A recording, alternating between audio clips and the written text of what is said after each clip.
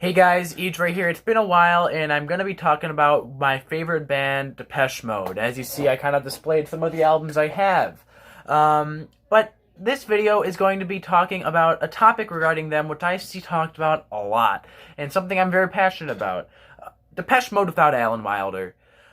See, they've, ever since like the mid-90s, 1995, when Alan called up the band and said that he was leaving due to a whole bunch of reasons, from him feeling like he wasn't getting all the credit he deserved, to Dave's drug problems, and everybody's personal issues tearing apart the band.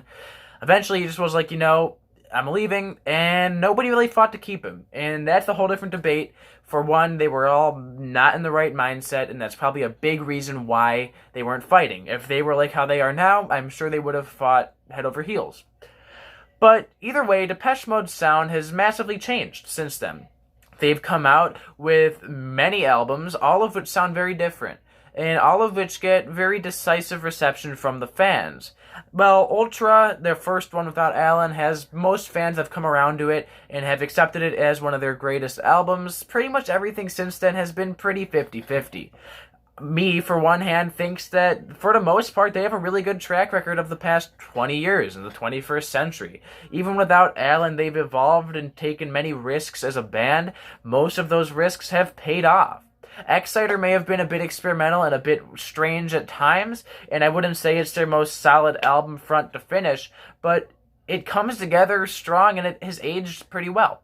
Playing the Angel, I think, is an extremely solid album. Not only is it a good, solid sound, a more return to their more dance, more raw, more synth pop roots, but it also has a more rock element to it and an extremely strong track list. Not too much bad to say there. Sounds of the Universe. That's an album that might be one of my, it's not necessarily my favorite, but it's a really solid album. Once again, I mean, it has a very standard Depeche Mode sound, and the track list is alright, but they really started picking it up with the last two. Delta Machine from 2013 really sees them incorporate much more blues influence, much more guitar rock into their sound, and it definitely sees Dave shine bright as a vocalist, and it actually comes across as, I think, one of their most solid projects really since the 90s. I think that the writing on there is pretty good. I think that the production is pretty solid, but everything I like about that album is exemplified the most on their most recent album, Spirit, which, if you saw my ranking, I said I think's personally up there with some of their greatest albums, which these are my top 5 up there. Spirit, to me, sees them go once again, explore some new directions. Lyrically, they embrace more political tones, with Martin making statements on politics and society, but doing it in a way that doesn't sound cringy, but in a way that's very passionate. And instrumentally, I think all the synth and soundscapes throughout it are beautiful. But, so why do people not like some of this stuff without Alan? Well, first off, the major thing is nostalgia. I know that's not the only reason, but a lot of people that I see complaining are the people that are older, and that's just a fact. A lot of people just, they were really into Depeche Mode, they loved their dark sound and everything that they were doing around the late 80s and the early 90s, but when Alan left, he played a part in that sound. The sound started to shift a bit more, and they kind of lost interest. Some people are very extreme and don't listen to anything. Others do, but just don't find as much enjoyment. See, the reason why I find some of these arguments not always valid, or, I mean, that's a bad word, because, I mean, everybody's argument's valid, but the reason I don't always take these arguments as, being 100% accurate, is because even if Alan stayed, their sound would have changed. They get older, they get limitations as they get old, so obviously Dave's not going to sing the same. Stuff like that. But also, this actual sound itself, they're musicians. From being a musician myself who's only been making music for a few years, my sound's already changed. They've been doing it for 40 years, their sound's bound to change. It's more of they don't sound like how they did in the 80s, and more of it's more of that than it is Alan in a lot of ways.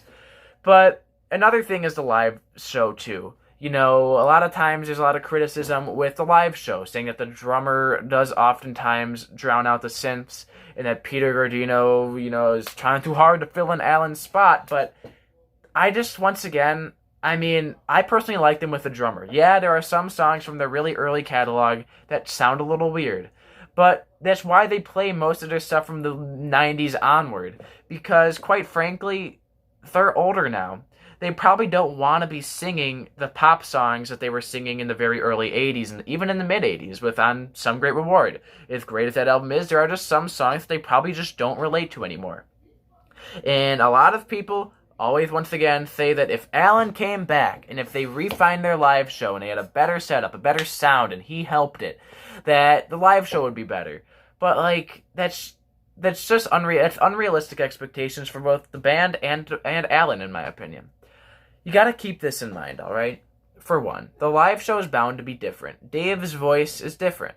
Now, a lot of people don't like his voice now, but that's just because he sings it a little differently.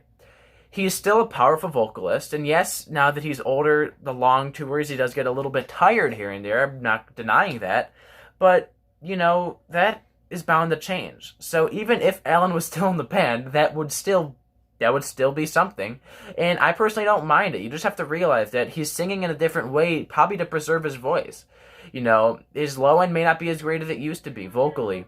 So, what really... So my main point here is that Depeche Mode would have changed anyway. Depeche Mode, in my opinion, is still a great band. They're still making some of their greatest music to this day. Sure, it may not be as dark and as unique as maybe their sound was in the 80s and 90s, but, you know, Alan left for a reason. And the band now, I mean, they have Peter Gordino and Christian, who have been there for longer than Alan. They can't just kick them out at this point, because those guys are talented musicians that contribute a lot to their live sound, and have even worked with Dave to write some of the songs on Spirit. So, the age of fighting for Alan to come back is over. You know, Alan's not coming back, at least from everything I've, found. And they're still good. You just need to be more open. Sure, it may not be as nostalgically pleasing as maybe their sound was 30 years ago, but you have to realize that it's never going to happen. And you just have to look at the music and look at it from an objective way, not a subjective way. That's about it for now. I love Depeche Mode. Depeche Mode forever.